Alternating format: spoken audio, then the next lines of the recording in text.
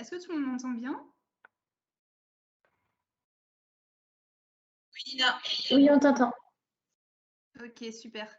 Bienvenue tout le monde. Je suis ravie de vous retrouver et d'avoir l'honneur d'entamer avec vous cet après-midi d'échange. J'ai une bonne nouvelle pour vous parce que cette première intervention de l'après-midi va être très, très interactive. Ça va être vraiment un moment d'échange puisque notre intervenant qu'on va accueillir, qui est Sané, qui est déjà là, vient en fait pour répondre à toutes vos questions. Donc l'objectif vraiment, ça va être que vous puissiez poser toutes vos questions dans le chat et c'est un temps de parole pour vous. Donc profitez-en, n'hésitez pas.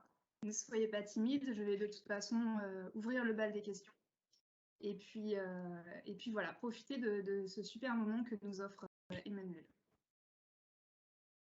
Merci beaucoup, Nina. Alors, je le redis, c'est vraiment un moment d'échange pour vous. Vous posez un maximum de questions. Il n'y a pas de questions bêtes, il n'y a pas de questions naïves. J'essaierai de répondre à l'ensemble de vos questions autant que possible. Je souhaitais vraiment que ce moment vous soit dédié, plutôt que ce soit une présentation un petit peu formelle. Donc, je vais me présenter très rapidement. Je m'appelle Emmanuel Tanet. Je suis juriste de formation. Je suis devenu contract manager il y a 7 ou 8 ans.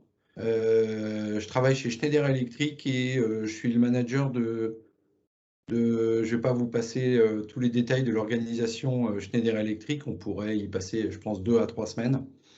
Donc, je suis le manager de l'équipe de contract management qui s'occupe des projets les plus complexes à l'international, avec pour terrain de jeu privilégié assez grand l'Amérique du Sud, l'Afrique, le Moyen-Orient. Mais il peut y avoir des projets complexes qu'on va traiter en dehors de ce grand terrain de jeu. Voilà. Donc, j'en dis pas plus sur moi. Et Nina, je vais vous laisser poser peut-être la première question. Oui, je vais ouvrir le bal pour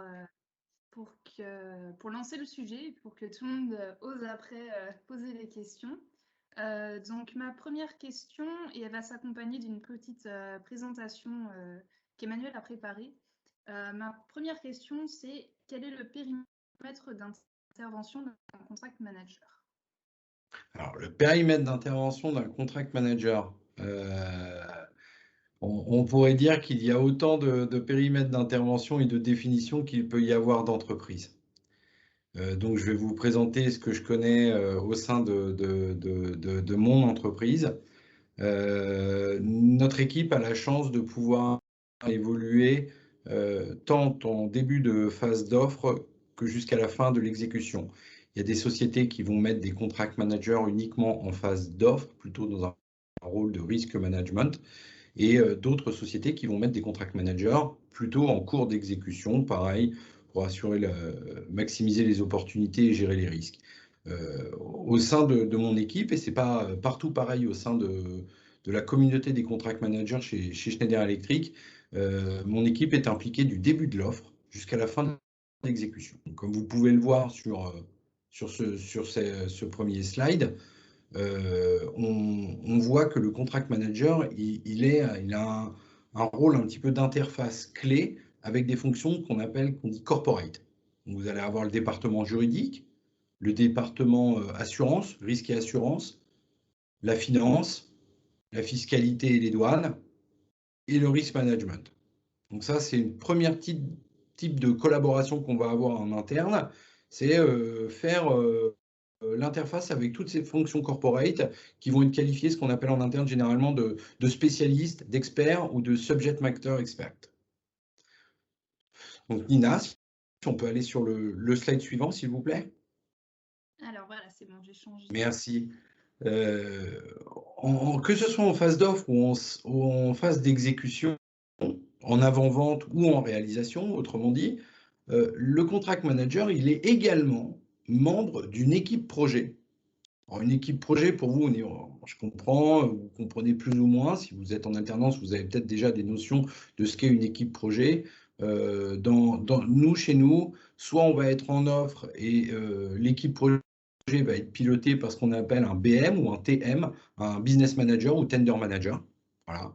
Et en phase d'exécution, l'équipe projet va être pilotée par un project manager ou un chef de projet, voilà, le PM. Et au sein de cette équipe projet, que ce soit en offre ou en exécution, on va être amené à collaborer, à échanger avec nos collègues qui sont soit un planificateur, soit un profil plus financier, un project controller, soit un technical leader, soit quelqu'un qui va être plutôt dans un rôle d'ADV, d'administration des ventes, ou contract administrator, et évidemment avec un acheteur. Donc, en synthèse, le rôle et le positionnement du contract manager chez nous, ça va être de travailler avec des fonctions corporate, leur poser des questions, les challenger, leur amener des éléments de réponse, et également aussi être un membre à part entière au sein de l'équipe projet. Voilà. Est-ce que j'ai répondu à votre question, Nina? Oui, très bien. Et merci pour ce support qui est très clair et qui permet de bien comprendre, et aussi ça complète bien ce qu'on a vu ce matin. Donc c'est super. Je vais enchaîner sur un autre sujet puisqu'on va passer sur le thème de la contractualisation à l'international. Et ma deuxième question, ça va être quelles sont les principales spécificités lorsqu'on fait appel à du business, du business à l'international plutôt qu'en France? Et on va en profiter pour faire passer un petit sondage pour les participants. Alors, j'ai déjà noté, je vais répondre à votre question sur les spécificités du contract management à l'international. J'ai noté deux petites questions qui étaient intéressantes dans le chat, je me permets, puisqu'on avait dit que la parole était vraiment donnée aux participants. Il y a une première question qui était: est-ce qu'on intervient sur des contrats supérieurs à 10 000 euros? Bon, ça va dépendre de la catégorisation des projets au sein de notre entreprise. Ça dépend de la maturité aussi des entreprises dans ce qu'on appelle les grands projets complexes. Au sein de mon équipe, on va intervenir sur des projets qui vont être compris sur le secteur de la défense à des montants qu'on va qualifier d'assez bas, aux alentours d'1 million, 2 millions d'euros. Mais sur d'autres types de projets, on va intervenir seulement à partir de 10 millions d'euros jusqu'à 500 millions d'euros.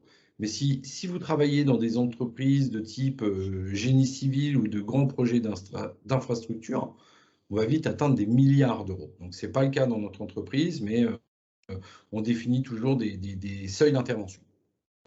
J'ai noté une autre question, je crois, de la part d'Adeline, qui était challenger les fonctions corporate. Concrètement, qu'est-ce que ça veut dire? Adeline, merci de poser cette question. Je pense qu'elle est hyper intéressante, puisqu'on va dire, si je donne un exemple, on a des règles à respecter en interne qu'on va qualifier de règles d'or ou platinum, golden rule, silver rule. En fonction de si la règle est respectée ou pas, on va aller chercher un niveau d'approbation chez telle ou telle personne. Par exemple, dans un contrat où les dommages indirects sont illimités, ce qu'on ne souhaite absolument pas, il faudra que j'obtienne une autorisation du groupe CFO. Donc ça monte tout de suite au niveau 2 du groupe parce que ce sont des engagements très, très dangereux. On a le même type de règles en matière d'export contrôle, on a le même type de règles en matière de cession de droits de propriété intellectuelle. Voilà, je vous donne le cadre des règles. Et par exemple, en négociant un contrat, on va nous dire, le client va exiger qu'on paye au maximum 20% de pénalités qui vont être libératoires. Or, notre règle, c'est de dire, ben non, vous n'avez le droit qu'à 10% et vous êtes en dehors des clous.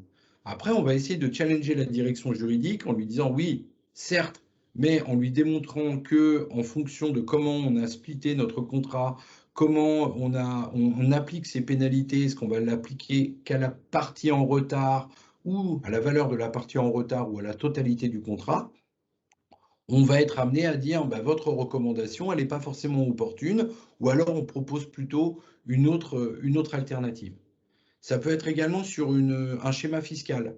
La fiscalité va donner une recommandation, dire non, vous n'avez pas le droit d'intervenir dans ce pays pour telle raison, puisqu'on va devoir créer un établissement stable. Donc, comme on cherche à éviter des établissements stables, on va peut-être saucissonner notre montage, créer un consortium en local ou limiter le temps de présence de nos employés pour pouvoir rester dans les clous des règles fixées. Voilà, c'est ça. Vous le voyez, il y a donc, par rapport à ces règles dites corporate, qui sont des grandes théories, Nous, on va essayer d'arriver avec des modalités d'application très pratiques pour dire comment on peut réduire, mitiger le risque, réduire le risque ou bien complètement l'éviter. D'accord. Je vois une autre question, je suis désolé, je suis absorbé par les questions. Oui, c'est super, on a plein de participation. Juste avant, je vous montre les résultats du sondage. Donc, on n'a pas eu toutes les réponses encore, mais de toute façon, les résultats sont assez clairs. On a 100% de oui. Les participants seraient intéressés à faire du business à l'international. Donc, très intéressant ces résultats de sondage. Et on va enchaîner sur une question de Céline. À l'international, l'aspect culturel peut-il rendre un contrat complexe? C'est une très bonne question, puisque quand on fait du business à l'international, il faut toujours prendre en compte la culture et l'environnement de notre client. Et quand je dis notre client, cela peut concerner le client final en tant que tel, qui n'est peut-être pas notre client donneur d'ordre si on passe via une boîte d'engineering, ou on va aussi prendre en compte la dimension culturelle de notre fournisseur. Donc j'ai des exemples en tête où on va être, par exemple, une partie du projet est pilotée depuis la France, avec en interne des équipes techniques qui peuvent être basées en Slovaquie, en Espagne ou en Égypte. Donc ça, c'est notre équipe projet qui est déjà sur 4 pays différents.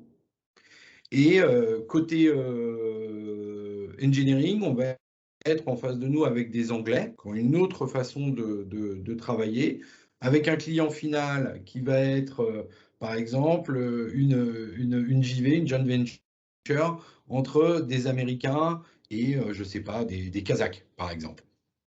Et là, vous allez avoir un sacré mélange culturel. Donc, il va falloir tout d'abord respecter certaines choses qui paraissent être du b.a.-ba, mais les rythmes de travail, par exemple. En Égypte, ils ne vont pas travailler le vendredi et le samedi, mais vont travailler le dimanche. Donc, on va essayer d'éviter certaines réunions ou faire en sorte que l'on respecte ces spécificités locales. Vous allez avoir aussi les Anglais, de manière générale, vont essayer de faire passer certaines choses de manière pas forcément franche, si je puis me permettre. Il n'y a pas de jugement de valeur du tout. Mais ils vont essayer de faire passer certaines choses en expliquant que ce n'est pas un problème, alors qu'un Américain va être un petit peu plus direct, straightforward, et ça va être peut-être plus évident de discuter avec lui. Donc la dimension culturelle est importante à prendre. Mais quoi qu'il arrive, il y a une règle d'or qu'il faut quand même retenir dans n'importe quel pays, c'est que le client reste quand même roi. Et que même si on est en phase d'offre, c'est très vrai, mais même en exécution, lorsque il y a un petit peu de friction. Et quand bien même il y a de la friction, il y a toujours énormément de respect, puisque sans ce client, il n'y aurait pas le projet.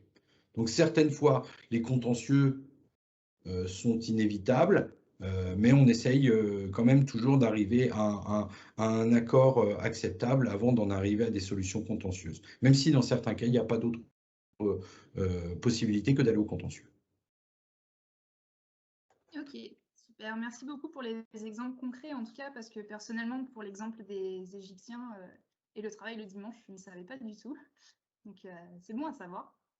On va enchaîner sur la question de Julien.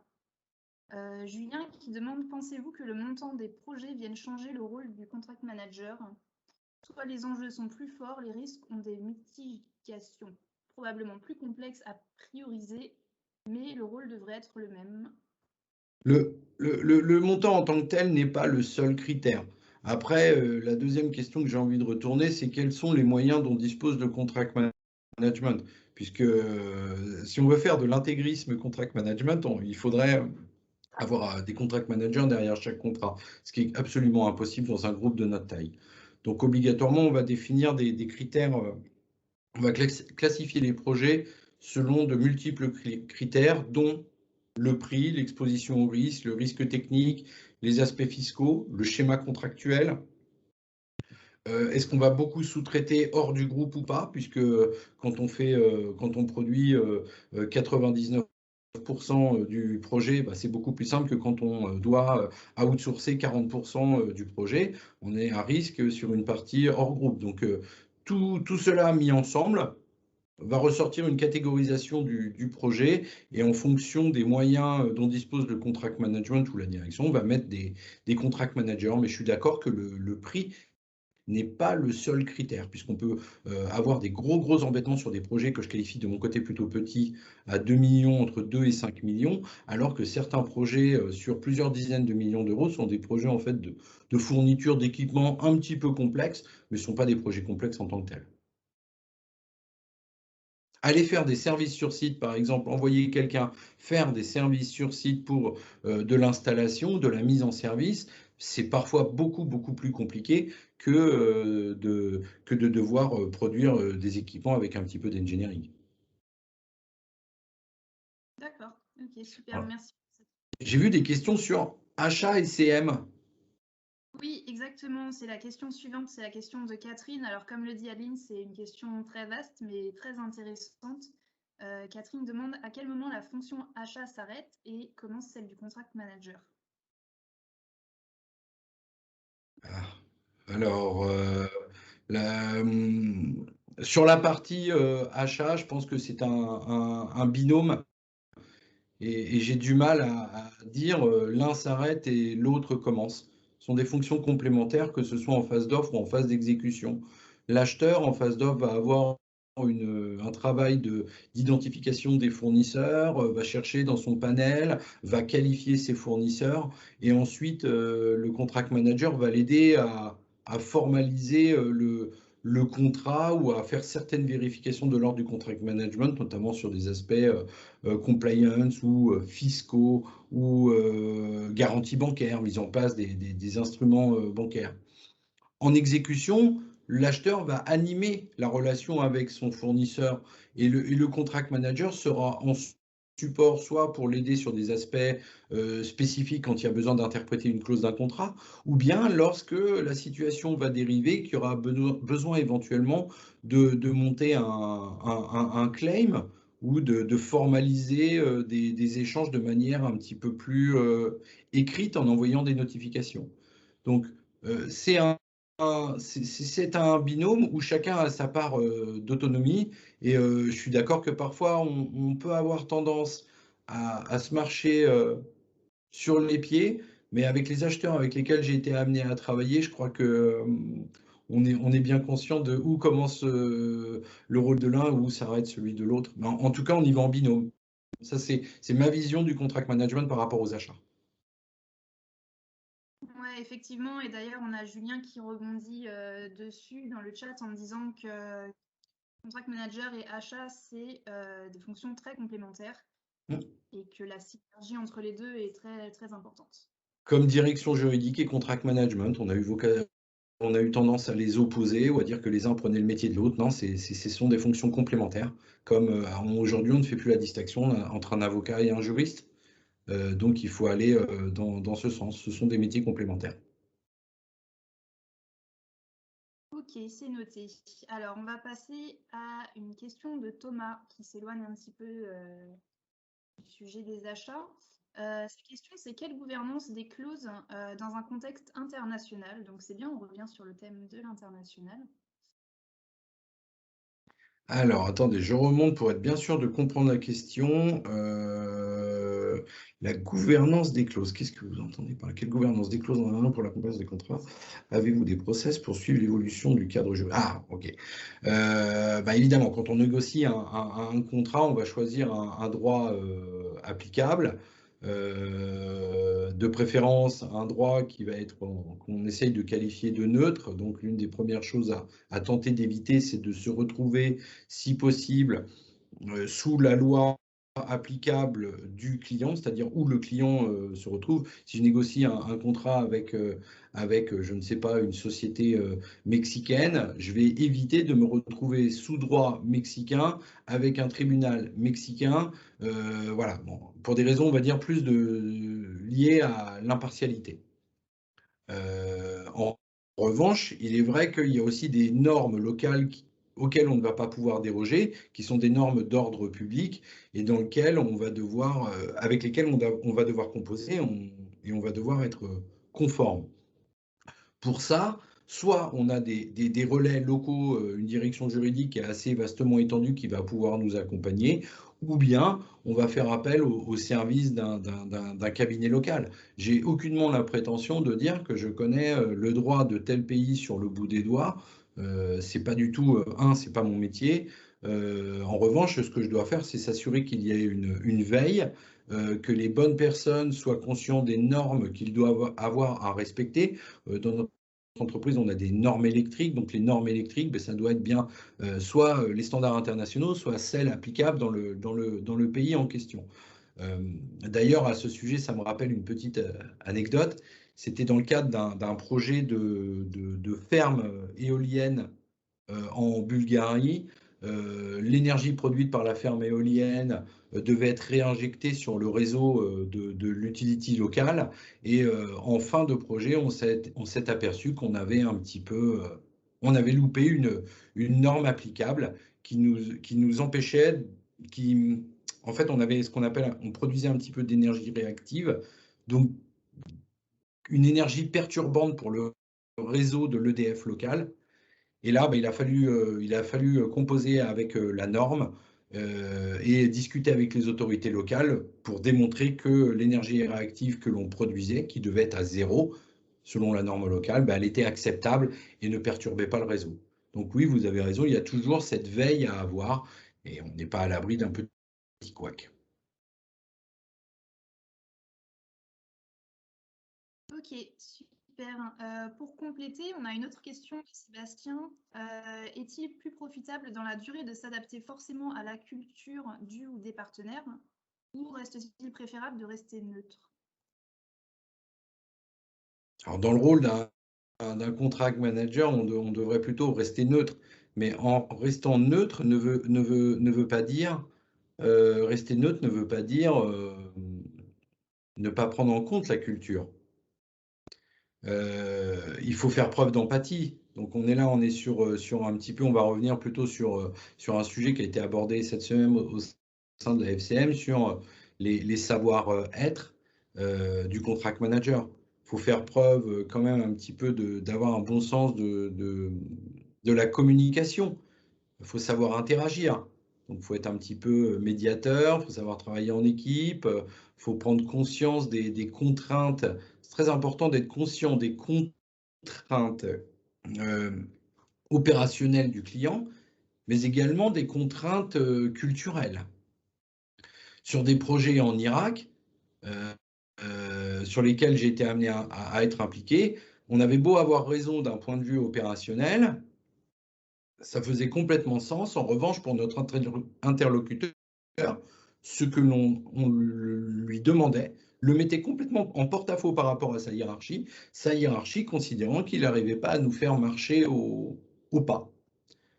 Là, c'est pas évident. C'est pas évident et on est obligé de prendre en compte cette dimension culturelle. Et là, on va pouvoir éventuellement faire intervenir des relais locaux. Et c'est peut-être pas forcément au niveau de l'équipe projet que ça va se traiter. On va faire intervenir des gens qui ont l'habitude de faire du business avec les Irakiens. Donc, soit nos représentants en Irak directement, soit nos équipes commerciales qui peuvent intervenir du Liban, qui connaissent bien la région. Donc, il ne faut pas opposer les deux. Neutralité ne veut pas dire absence de prise en considération de l'importance de la différence culturelle. D'accord, on comprend bien en tout cas que c'est un enjeu très important à bien prendre en compte au quotidien. On a une question de Omar et je pense qu'après on pourra passer aux questions que nous a préparées Céline. Je pense que Céline est présente, je l'ai vu tout à l'heure. Il reste 5 minutes, attention. Oui, il nous reste 5 minutes, donc on va aller rapidement. Donc déjà, oui, la question de Omar. Quelle place occupe la relation fournisseur-client dans le cycle de vie d'un contrat? L'aspect relationnel et commercial est-il indispensable pour un contract manager aujourd'hui? Alors, arbitrairement, je ne vais répondre qu'à la première partie de la question, sinon je vais dépasser les 5 minutes. Donc, sur la place qu'occupe la relation fournisseur, relation client, pour le contract manager, la première étape que l'on va avoir à faire, c'est que l'on va devoir finir la négociation du contrat client et obligatoirement, on va faire ce qu'on appelle un back-to-back. On va identifier les principales clauses du contrat client que l'on va devoir négocier, voire imposer à notre fournisseur. Donc, c'est le premier type de relation.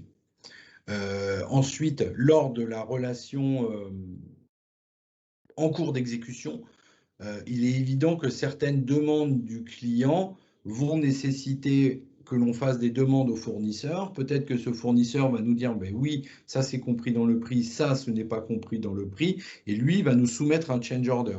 Et ce change order, nous, on va devoir aussi le pousser chez le client final, en lui expliquant, écoutez, ce n'est pas dans le scope, et on doit être compensé. Alors, il faut faire très attention parce que dans certains cas de figure, quand on a mal négocié le contrat, on peut se retrouver dans une situation où le client, on lui doit ce qui est demandé, donc il ne va pas avoir à payer en plus. En revanche, on a mal négocié notre contrat avec le fournisseur et le fournisseur, on va devoir lui verser de l'argent. Ce qui fait qu'à la fin, c'est nous qui allons perdre un petit peu d'argent sur cette opération. Je vois que Céline est présente et insiste. Oui, Céline. Alors normalement, Céline, tu peux activer ton micro. Donc je ne sais pas si tu veux poser tes questions que tu as préparées toi-même ou si tu préfères que je les lis. Bonjour Emmanuel, bonjour Nina, merci beaucoup. Je vois qu'il reste très peu de temps, donc en fait, je vais aller cibler surtout 2 questions en particulier. Emmanuel, si je vous dis communauté contract management, par les contract managers et pour les contract managers, quels seraient les meilleurs conseils à donner pour un jeune qui débute dans ce domaine? Bah, en un mot, je vous dirais 2 choses. D'abord, la réponse politiquement correcte, il y a la FCM.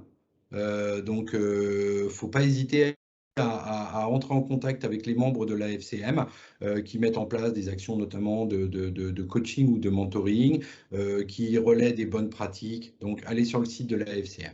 Il y a aussi au niveau international l'IACCM. Bon, voilà. J'essaie de tenir le temps. La réponse, en revanche, par contre, sur votre question m'interpelle ça fait un petit peu de nombrilisme. Du nombrilisme. La communauté des contract managers par les contract managers pour les contract managers. Il faut toujours garder à l'esprit que c'est bien d'avoir une communauté d'experts et de pratiques. En revanche, il faut avoir les yeux ouverts et rester éveillé à ce qui se passe autour. Et il ne faut pas se regarder le nombril. Donc aujourd'hui, quand on parle de digitalisation, le monde des CM a un petit peu du mal à y aller, mais il faut regarder les autres fonctions qui se digitalisent, les outils qui sont à la disposition du marché, il faut regarder les pratiques qui se font dans d'autres communautés telles les project managers. Il ne faut pas regarder que soi-même, sinon on ne va pas évoluer. Voilà, ça c'est mes principaux messages. Super, bah, écoutez, merci beaucoup et ça me permet de rebondir justement sur une dernière question. Cette fois-ci, question acculturation contract management pour justement éviter l'idéologie du nombrilisme du contract manager avec l'idée communauté par et pour. Cette fois-ci, quels seraient vos conseils pour un onboarding réussi avec l'ensemble des parties prenantes dans une organisation? Qu'il rencontre l'ensemble des managers et des équipes intervenantes avec lesquelles il va être amené à travailler. Et là, donc, ça veut dire le onboarding. Pour moi, le CM, il doit aller rencontrer les achats, la direction juridique, la fiscalité, les réalisateurs, les chefs de projet, les vendeurs, que ce soit en avant-vente ou en phase de tendering. Faut qu'il rencontre toutes les personnes avec lesquelles il doit être amené à interagir. Puisque, après, il ne faut pas oublier que ce onboarding, il est essentiel, car ça reste des relations humaines et que vous obtiendrez beaucoup plus facilement des réponses, des conseils et du support de quelqu'un avec qui vous entretenez de bonnes relations et de qui vous êtes connu. Si vous débarquez du jour au lendemain en posant une question avec quelqu'un à qui vous n'avez jamais dit bonjour, ben, je pense qu'il va avoir plus de difficultés ou être plus réticent à vous répondre que quelqu'un qui lui dit bonjour tous les matins ou qui le connaît. Super, bah, écoutez, merci beaucoup. De rien. On a encore le temps pour une petite question bonus. On a quelques minutes de plus. Donc Céline, si tu veux poser une dernière. Il y a Adeline qui lève la main. Adeline, vas-y. Non, mais parce que c'est un vrai sujet. Comment on fait pour favoriser le changement, la transformation, le déploiement? Tu es dans une organisation où aujourd'hui le contract management, ça pousse, ça joue des coudes parfois, mais c'était que ça existe, il y a un existant, c'est installé. J'aurais bien aimé savoir concrètement, ça a pris à peu près combien de temps, parce que je sais que ça se compte parfois en demi-douzaine, voire une dizaine d'années pour avoir quelque chose de bien installé. Et puis, parce que finalement, vous avez une belle communauté aujourd'hui et il y a le contract management qui existe, qui est reconnu. Comment on arrive à accompagner le changement et à faire reconnaître la fonction et à faire reconnaître le métier? Parce que c'est une difficulté. Alors, pour aller vite, il y avait déjà une communauté de contract managers qui commençait à émerger quand j'ai rejoint l'entreprise il y a 9 ans. Ça s'est un petit peu robustifié. En revanche, il y a 3 ou 4 ans, on a eu quelqu'un qui a été désigné, qui a été vraiment un catalyseur. Il n'avait pas que des qualités, mais il avait une très grande qualité. C'était quelqu'un qui était extrêmement bon communicant et qui a su faire la promotion de la fonction contract management. Et quand je dis promotion de la fonction contract management, ce ne sont pas que par des mots. Il a pris des engagements en termes de résultats, en termes d'amélioration de marge, en termes de réduction des risques, et il a tenu ses objectifs. Et ensuite, il a montré les résultats que l'on pouvait obtenir, et derrière, il a structuré, il a créé cette communauté. Et je pense qu'il faut rendre à César ce qui lui revient. Et chez nous, Martin Fliss a été un catalyseur. Il y avait des équipes de contract management qui étaient un petit peu morcelées, et il a su constituer une équipe et donner une image d'une équipe sur laquelle tout le monde compte. Et aujourd'hui, on n'est pas assez. On vient nous chercher. On vient nous chercher pour notre valeur ajoutée. Bon, certains commerçants ne sont pas forcément heureux de nous voir arriver parce que ça apporte parfois un petit peu plus d'attention sur les risques. Mais la promotion par les chiffres et par des engagements pris est pour moi quelque chose de clé. Et ça peut être des chiffres très simples. Amélioration de marge, augmentation des risques, réduction des risques qui se reflètent par des reprises de provision, puisqu'un financier, s'il n'y a pas la reprise de provision, eh bien, ça n'apparaît nulle part. Nombre de personnes formées par an, et pas formées au sein de la communauté, formées au sein de l'ensemble des membres des équipes projet, mise en place de e-learning. On a énormément de choses à notre disposition. Maintenant, il faut avoir la volonté et y allouer du temps et faire en sorte que les gens qui committent ne fassent pas que committer, mais qu'ils délivrent. Délivrer. Céline, est-ce que tu avais une autre question? Ah, super. J'aime bien cette question. Oui, la réponse est oui.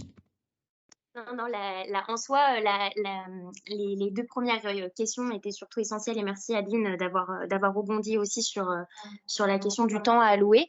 Après, non, ma dernière question, soit c'était avec les évolutions métiers liées à la digitalisation. Le métier des contract managers est-il en pleine mutation? Pleine mutation, il est en plein essor. Pleine mutation, certainement. Après, il y a contract management à la française et contract management à l'américaine et à l'anglaise. Il est en pleine évolution avec des outils, il doit se doter de nouveaux outils. C'est un métier qui est en plein essor. Et d'ailleurs, j'ai oublié d'aborder un point qui me paraît essentiel pour vous, étudiants, c'est la langue anglaise.